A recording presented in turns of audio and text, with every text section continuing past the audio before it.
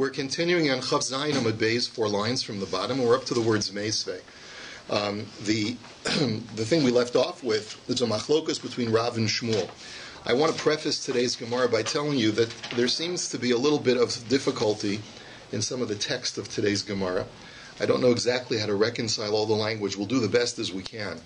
Sometimes in Maseches Taanis you do encounter that. You do sometimes certain texts are not as well preserved as others. In any event, the Gemara's question, as far as the machlokas between Rav and Shmuel, we had seen yesterday the machlokas is as follows. When you have a paragraph that's only 5 psukim long and you need to fit 2 people into that paragraph, so according to Rav, you're medaleg, which means you have the first aliyah do aleph, beis, and gimel, and you have the second aliyah do gimel, dalet, and hey. And according to Shmuel, you're posek, which means you have the first aliyah do aleph, beis, and half of gimel up to the esnachta, and then you have the second aliyah do the second half of gimel, and then dalet and hey. So the Gemara is going to ask a question according to both opinions. The Gemara's question is meisvei, parsha shel shisha psukim koren osa b'shnayim, that if you have a paragraph of 6 psukim, you can easily divide it into 2 aliyahs. V'shel chamisha, but if you have a paragraph that's 5 psukim, harishon korei gimel, hasheni korei shnayim mi parsha zu ve'echad mi parsha acheres. Now, there's a bit of a discrepancy in the girsa. The Bach changes the girsa that way, but the girsa as it appears before us, v'shel chamisha biyachid, that if you have a parsha of 5 psukim, then one person really should lechatchila read that aliyah. V'im harishon korei gimel, and if it turns out that the first guy only read 3 psukim, so then what do? What does the second guy do?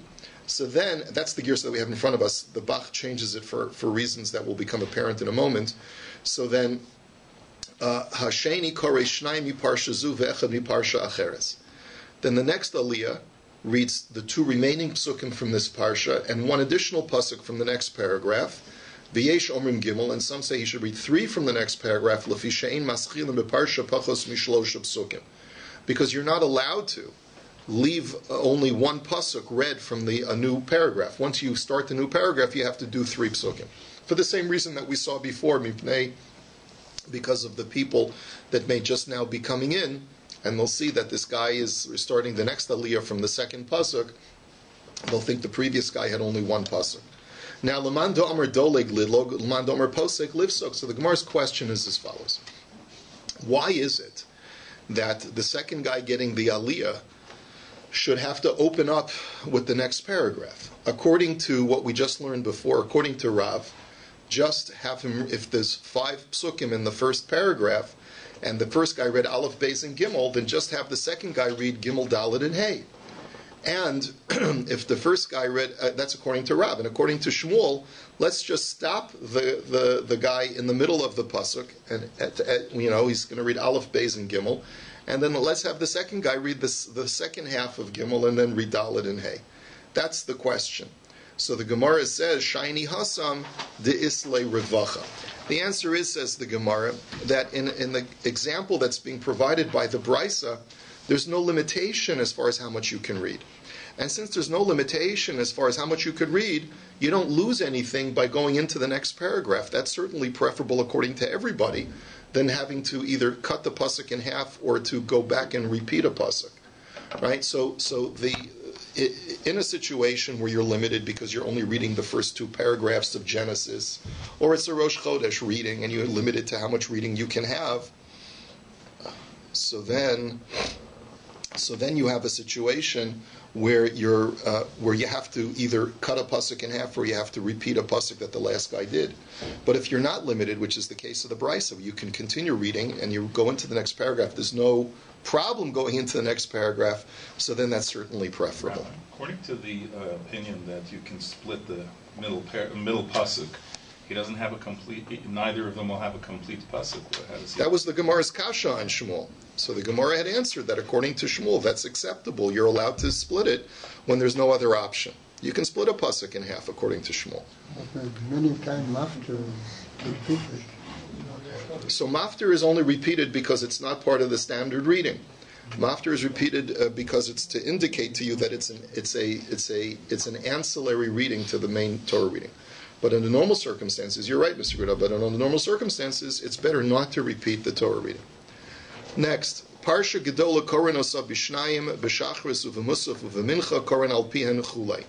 There was an ambiguity in the language of the Mishnah because the first phrase implied that you're supposed to read from the Torah at all of the prayer services that you're reciting from the first chapter of Bereshis.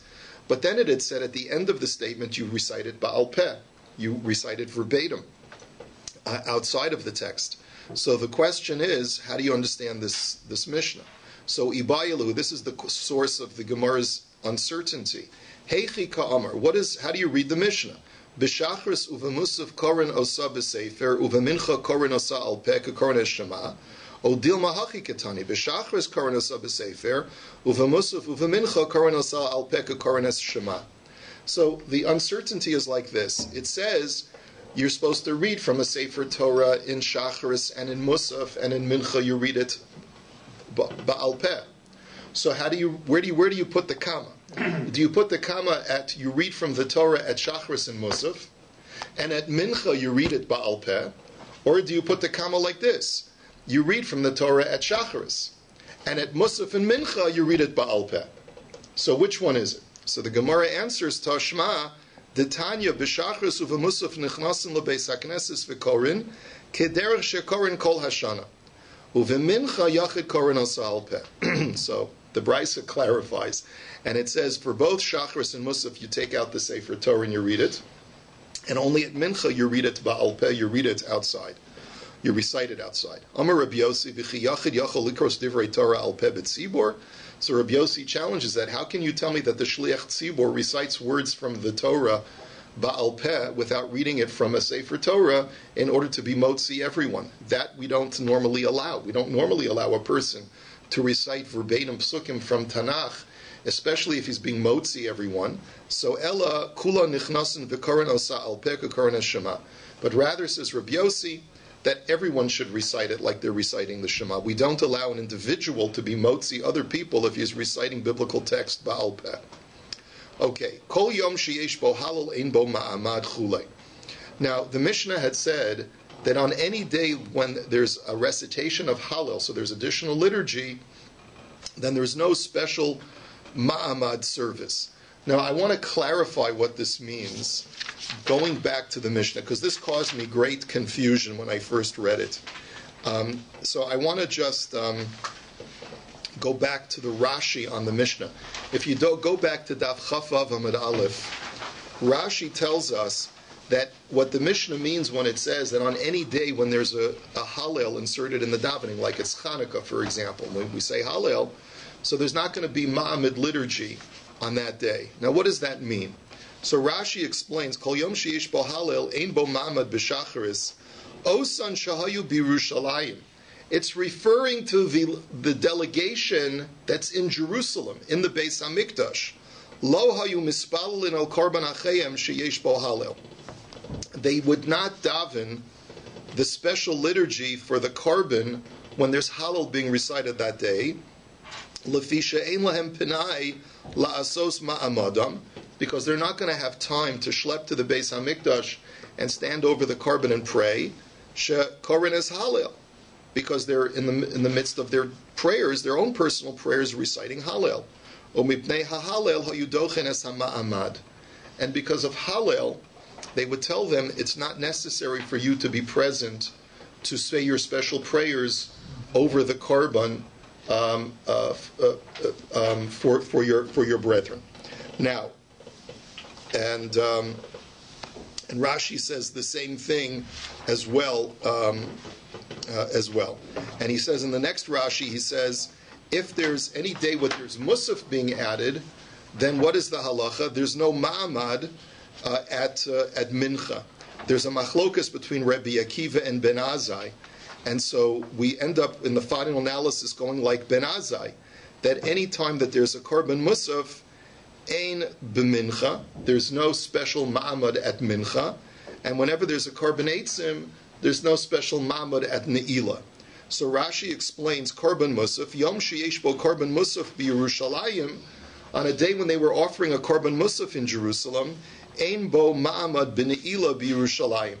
Well, he's going according to Rabbi Akiva, but we'll switch that around. There's no Ma'amad service at Mincha in Yerushalayim.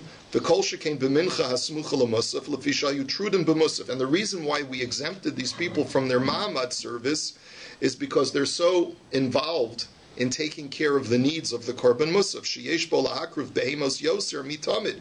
Because there are additional animals for them to offer, more than the Korban Tamid. Shehu Echad Ein L'cha Musaf B'lo Shtei Behemos V'lo Ein Panai Klal. And therefore people didn't have time. There's too many animals that have to be offered, and everyone's busy. Everyone's busy working in the Beis HaMikdash. HaKohanim shel Ma'amad terudim b'musaf. The Kohanim of that Ma'amad are engrossed in the avoda of the Musaf sacrifice. V'Yisrael shebahen hayutrudim lachtov eitzim v'lishov mayim. And the Yisraelim that are present are chopping wood, and they're drawing water, and they're doing all of these other labors, v'doicha afilu ma'amad d'ne'ila.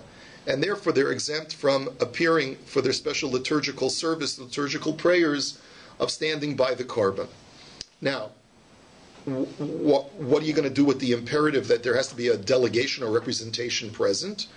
The Mishnah doesn't answer that question. Apparently, it may only be an asmachta, and therefore, if there's an overriding concern of people being too busy, we were allowed to dispense with that requirement.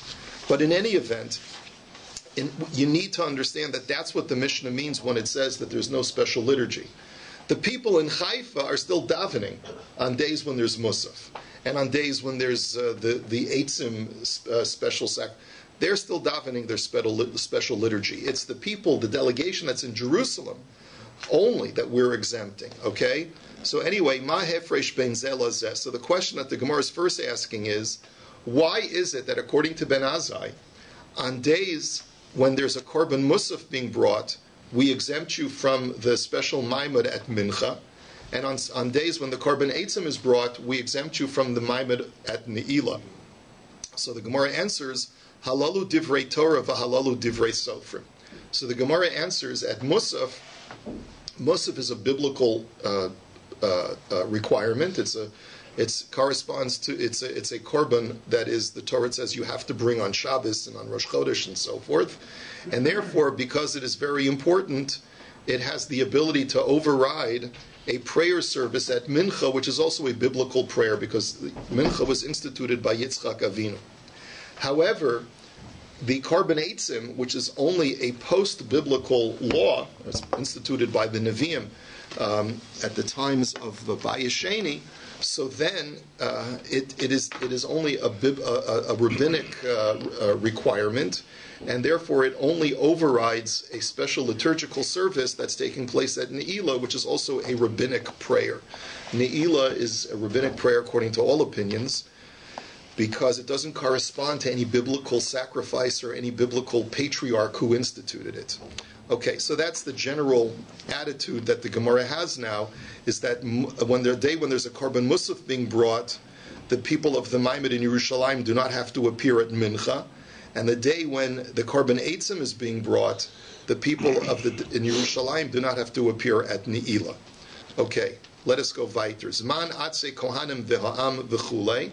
So then the Mishnah had told us that there are 9 special holy days or celebratory days in the year when there is something called the Korban Eitzim, when people give donations of wood to the Beis HaMikdash. Tanu Rabbanan, Lama Hutzruchu Lomar Zman Atze Kohanim V'Ha'am.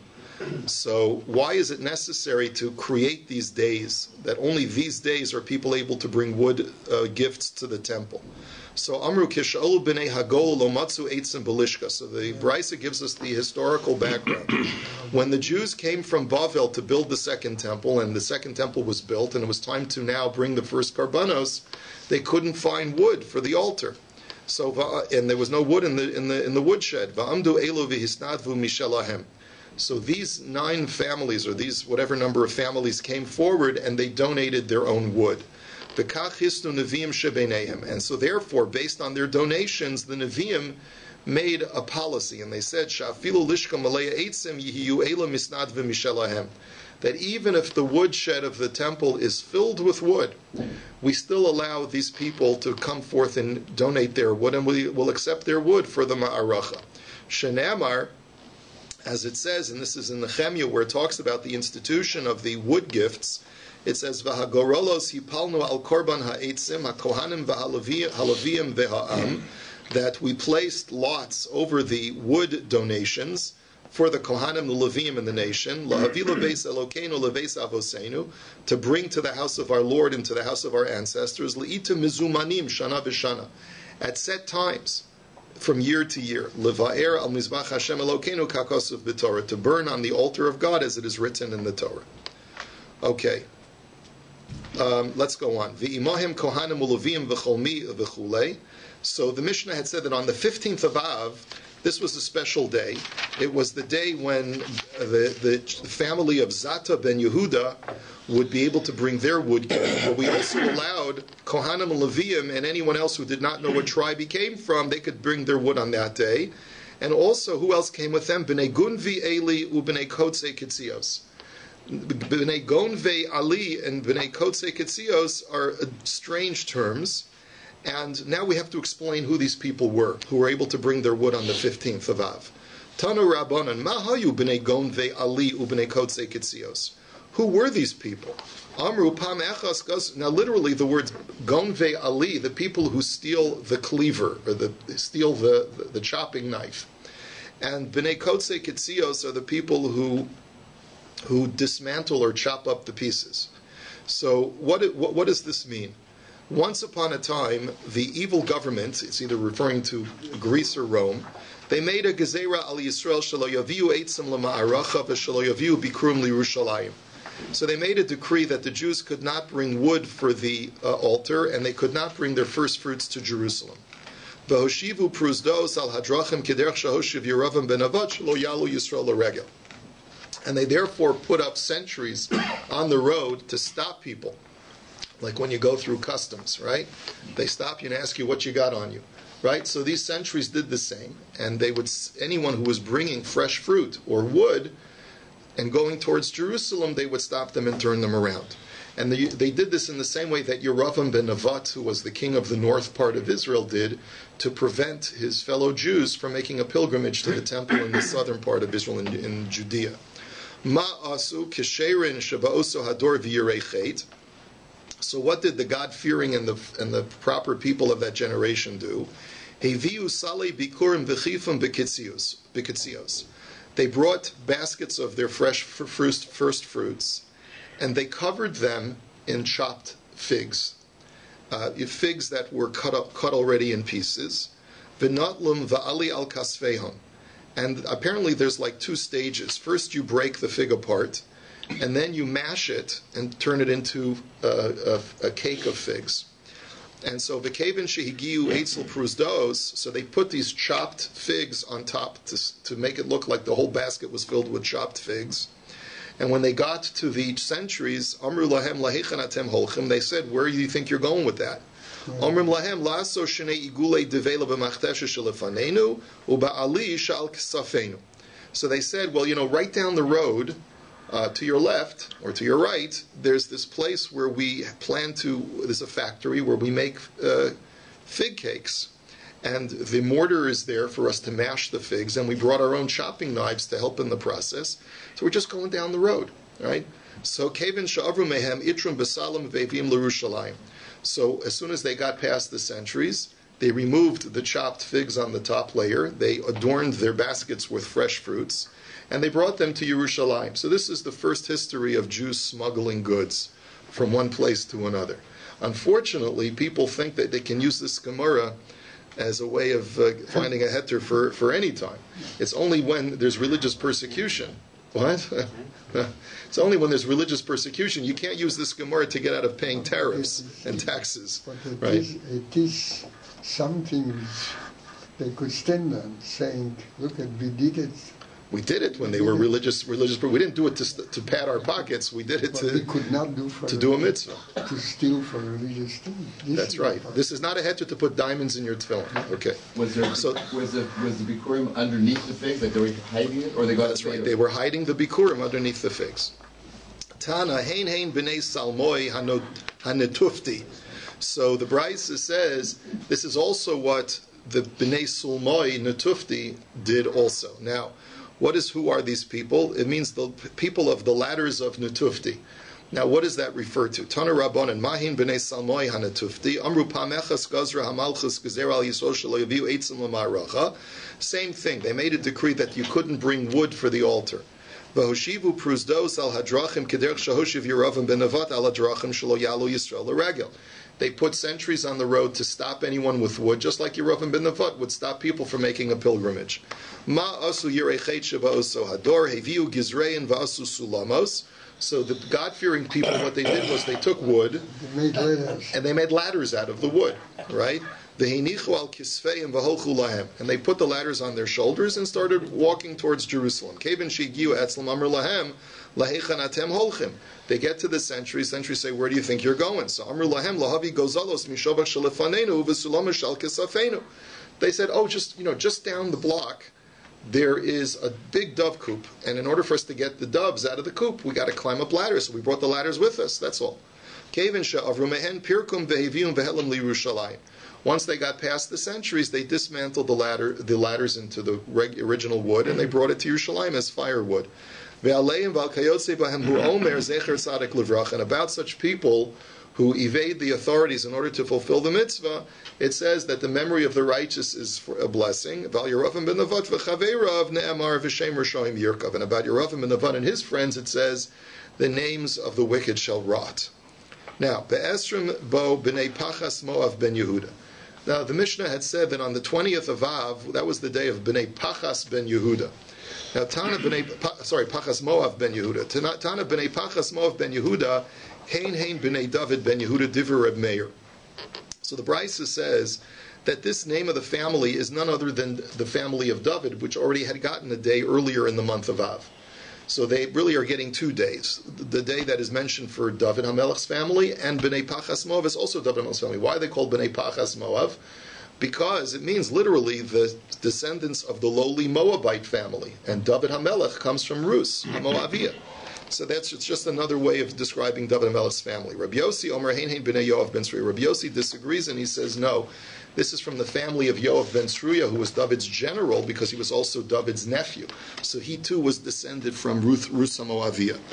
Be'esrim ve'elul b'nei Adin ben Yehuda v'chulei. On the 20th of Elul was the day of Adin, the family of Adin ben Yehuda. So Adin, Tana Rabbanan b'nei Adin ben Yehuda, hein b'nei David ben Yehuda, divrei Rabbi Yehuda. Now Rabbi Yehuda says that Adin ben Yehuda is none other than David HaMelech. Why is he called Adin?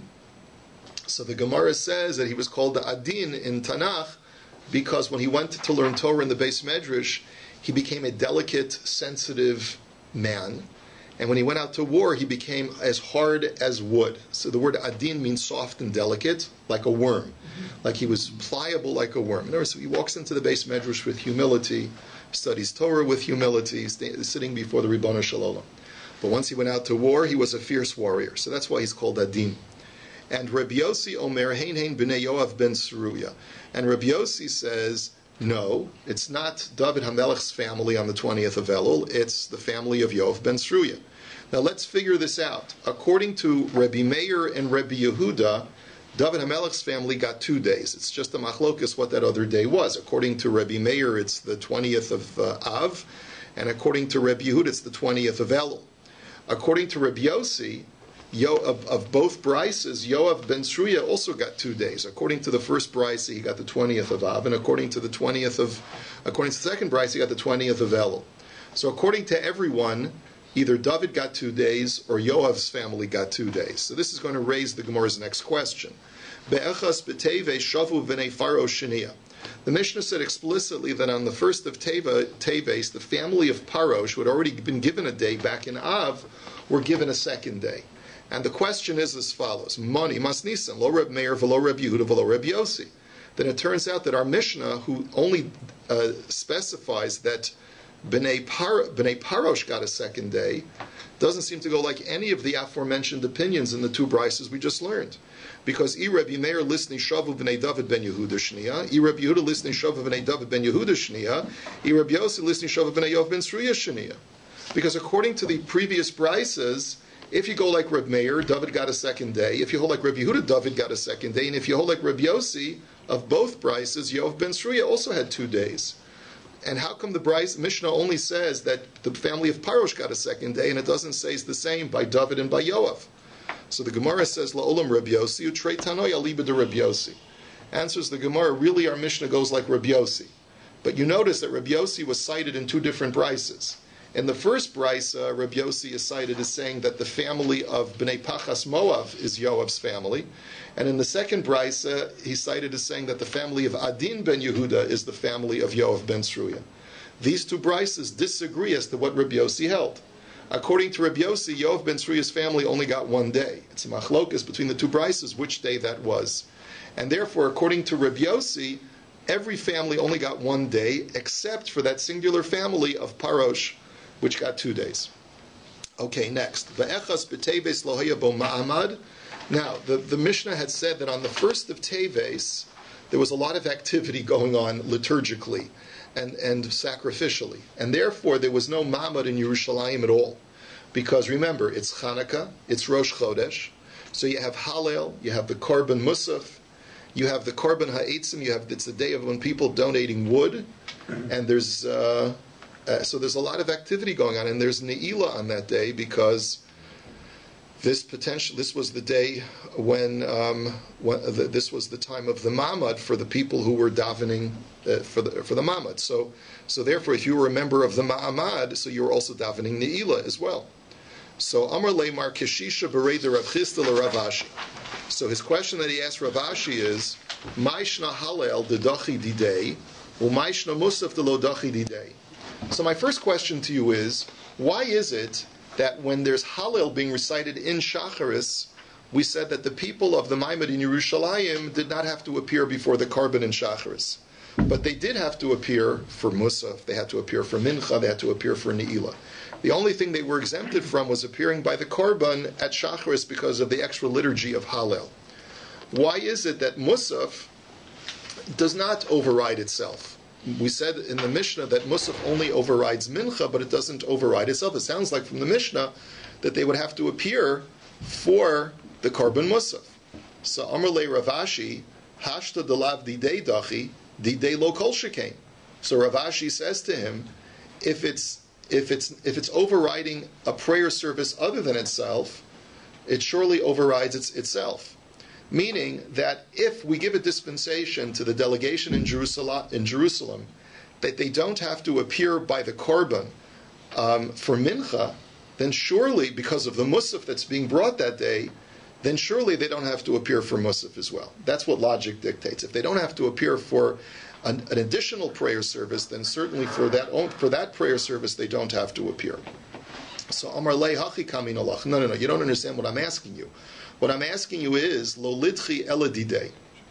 I'm asking you that just like they're given an exemption not to show up for Shacharis because they're reciting Hallel, they should also only be given an exemption for showing up at Musaf when there's a Korban Musaf being brought. Why are you giving them a further exemption of not having to show up for Mincha also? That doesn't seem to make any sense. So Amar Lei, Ika Rav Yossi Dekoi Kavasach. So Rav Ashi's response is, it seems like Rabbi Yossi is sympathetic to your position. Detanya Rabbi Yossi Omer Kol Yom Sheyesh Bo Musaf Yesh Bo Ma'amad. So Rabbi Yossi had said that any day where the Korban Musaf is being brought, the people of the Ma'amad still have to show up and stand over the Korbanos. So the question is, Maima Demai. Ilema Maima De Shacharis Hatana Kama Nami Hachi Kalmar. If you're going to tell me that they have to show up and be present by the Shacharis service to stand over the Korbanos, well, that everyone agrees to. So why is Rabbi Yossi telling me that if that's already agreed upon? Elamaima de Musaf didei nami lo dachi? Question mark. So what are you going to tell me? He means to say that they have to show up for the Korban Musaf sacrifice? If that, it seems that everyone would agree that they don't have to show up, because it seems quite self-evident that if they're involved in that Korban for that moment, they should be exempt from having to to do anything else liturgically. They have to be working in the Beis HaMikdash during that time, so therefore we exempt them from standing over the korban. So Ela de Mincha. So, and the Gra puts in the words Ela de Mincha Ne'ilah. So the only discussion that is left to discuss is, do they have to appear for the karbanos that are being offered at Mincha and at Ne'ilah? So Karban Eitzim Dachi, but there the Gemara says, but that's overridden. The Karban Eitzim also overrides that. So why does Rabbi Yossi say that it's such a chiddush that the Karban Musaf overrides the Karban Ne'ilah? Even the Karban Eitzim overrides Ne'ilah.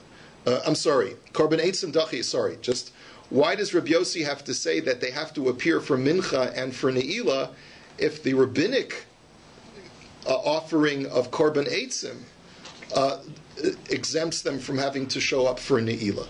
So the Gemara's conclusion is, Elalav di Ne'ilah, Shmamina, di de dachi, delav di de lo dachi, Shmamina. So rather what you have to conclude is that what Rabbi Yossi is saying is that even though they have a lot of work to do in the Beis HaMikdash, and they're going to be exempt from having to show up for Musaf, they'll be exempt from having to show up at Mincha, but they won't be exempt from having to show up at Ne'ilah. And that's the point that Rabbi Yossi is saying, is that we will only exempt you minimally, we will not exempt you maximally. And therefore Rav Ashi was saying, even though the question that was raised to Rav Ashi is, why are the people who are working in the Beis HaMikdash for the Karban Musaf also exempt from showing up at Mincha?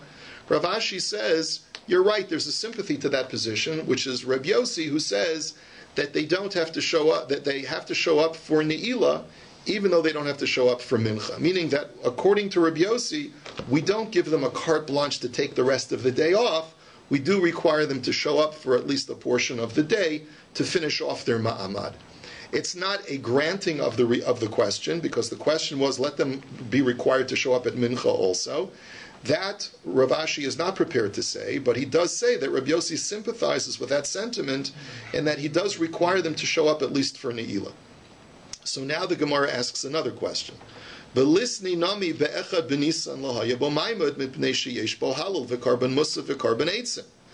another question, says the Gemara.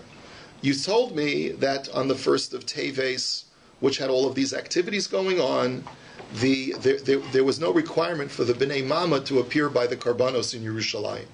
Why don't you tell me the first of Nisan as well? There was a lot of activity then also. Number one, it's Rosh Chodesh. So therefore there's Hallel they have to recite. Also there's a Karban Musaf, so they're busy working. And there's Karban Eitzim being brought on that day as well. So they're just as busy on the first of Nisan as they are in the first of Teves. The Gemara answers, Amarava Zosomeres, Halela de Beresh Yarcha, Lav de Oraisa. The answer is because the Hallel that you say on Rosh Chodesh is not biblically mandated. Now let's just clarify what that means. It doesn't mean that Hallel on Chanukah is biblically mandated because it's a rabbinic holiday in the first place. Mm-hmm. What it means is that the rabbis made a rule that anytime you want to celebrate a miracle, you have to say Hallel. That's a hard, inviolate rule of the Chachamim, which is called a deoraisa, which means it fits according to biblical precepts that whatever the Chachamim say, you have to follow, and it follows a pattern of when a miracle happens, you praise Hashem, right? On Hallel, there is no such rabbinic requirement to recite Hallel. It's only a minhag ba'alma, it's only a custom, and therefore, technically, since they're exempt from reciting Hallel, we're not going to give them a dispensation not to show up because they're davening Hallel. We could say to them, so don't daven Hallel, you're not required to. Instead, show up for your mamad, at least for a portion of the day. The Amar Rabbi Yochanan Mishum Rabbi Shimon ben Yehud Sadak, Shemona Asar Yom Bashana Yachid Gomer ben Esahal. And I'll prove it to you, because we have a brisa that says, quoting Rabbi Shimon ben Yehud Sadak, that there are 18 days out of the year where you have to say full Hallel. Ve'eluhein, and they are as follows. Shmonas Yemei HaChag, we're talking about in Eretz Yisrael now. The 8 days of Sukkot, including Shmini Atzeres, that's 8. Shmonas Yemei Chanukah, the 8 days of Chanukah, that's now 8 and 8 is 16. V'yam Tov Harishon Shal Pesach, the first day of Pesach, but not all the other days of Pesach, because the carbon is the same, so it's not as celebratory. So that's 17. And V'yam Tov Shal Atzeres, and the day of Shavuos, which is now 18. Uvagola, and outside of Eretz Yisrael, where you have a 2-day Yantiv Sheni Shel Golios, Esrim ve'echad yom, it's 21 days of Hallel. Ve'elohein Tishas Yemei HaChag, the 9 days of Sukkot, including Shmini Atzeres and Simchas Torah. Shmonas Yemei Chanukah, the 8 days of Chanukah, we're now up to 17. Shnei Yomim Harishonim Shel Pesach, the first 2 days of Pesach, we're now up to 19. Ubeis Yomim Tovim Shel Atzeres, another 2 days of Shavuos, which is now 21. And so therefore what you see from here is that why is Rosh Chodesh not included in this category? Because you're not goymer as a halal. You don't say full halal, you only say half halal. And the reason why you say half halal on Rosh Chodesh is to designate that it is only a custom to recite halal, but not a biblical or rabbinic requirement to recite halal. Now, that's why among the Sfardim they have a minhag to say halal without a bracha on Rosh Chodesh, or many Sephardic communities. Okay. Rav Ikul Labavel. What? But the last days of Pesach. Also only half Hallel. That's the same. Because of a minhag. I don't know what minhag Sfard is as far as the last days of Pesach. I don't know. But it would stand to reason based on this Gemara that it should also be without a bracha. Rav Ikul Labavel Chazinhu Dekakaru Halela Bereish Yarcha. So another illustration, Rav once went to Bavel and he sees the Jews there reciting Hallel on Rosh Chodesh. Savra la'afsukinu. He thought, wait a minute, this is not correct. They shouldn't be saying Hallel on Rosh Chodesh. But Kaven dechaz is the komedal gidulugi omer shmamina minagavoseim biyadehem. Once he saw that they were skipping, and they weren't saying full Hallel, but they were skipping major paragraphs in the middle, he saw, oh, this is only a minhag. It's not a real Hallel, and therefore they're not doing anything wrong. Tana, the Brisa now says, Yachid lo yaschil vim hischil goymer. The Brisa says something that we don't paskin like. It says that an individual who's reciting on Rosh Chodesh should not recite Hallel at all, because apparently the minhag of saying half Hallel was only to be done in a tzibur, in a congregation. And if he started it without knowing that he wasn't supposed to start it, we tell him to finish it. Why? Because apparently this idea of doing half Hallel was only instituted for a tzibur, was not instituted for an individual. So once the individual started it, he's got to finish it, because he doesn't have the right to say only half. Okay, let's finish off. Hey dvarim irus avosena b'shivas or b'tamuz chulei. The Mishnah had said that there were 5 tragedies that befell our ancestors on the 17th of Tammuz. The first one was nishtabru haluchos. The tablets were broken by Moshe. Minol, and from where do we know this? The Tanya b'shisha l'chodesh nitnu aseres hadibros liYisrael. The Brisa, this is a famous Gemara in Maseches Shabbos, that there's a machlokus between the Chachamim and Rabbi Yossi as to when the 10 Commandments were given to the Jewish people. The Chachamim say on the 6th of Sivan, and Rabbi Yossi says b'shiva, but Rabbi Yossi says the 7th of Sivan. A lot of very interesting Torah about this machlokus. Man da'omer b'shisha nitnu b'shiva ola Moshe. Man da'omer b'shiva nitnu b'shiva ola Moshe. If you learn that the 10 Commandments were given on the 6th of Sivan, then Moshe waited until the following day to ascend to Har Sinai on the 7th. And if you learn like Rabbi Yossi that the 10 Commandments were given on the 7th of Sivan, then Moshe on that self-same day went up to Har Sinai. But everyone agrees that it was on the 7th of Sivan that Moshe ascended to go up for 40 days and bring the tablets down. Dichsiv vayikra el Moshe bayom hashvi, as it says that God called to Moshe on the 7th day, and the Gemara here understands it to mean on the 7th day of Sivan. Uchesiv vayavo Moshe v'soche anan vayal el ahar vayihi Moshe v'har arba'im yom v'arba'im laila. It further states that Moshe went into the cloud cover on the mountain, and he was there for 40 days and 40 nights. So let's make the cheshbon. Esrim v'arba'a de Sivan v'shitzer de Tammuz malaluhu arboin. Now, what is 40 days and 40 nights? So he goes up on the 7th. Day 7 counts as the first of the 40 days. So you have 24 days of Sivan. And in order to get to the full 40, you have to do another 16 days of Tammuz. So it turns out that That B'shivser b'Tammuz nachis. That Moshe Rabbeinu came down from the mountain on the 17th of Tammuz after the 40 days. Asa v'tavrina l'luchos. And he came down and he broke the luchos on that self-same day that he came down. The uchasiv. That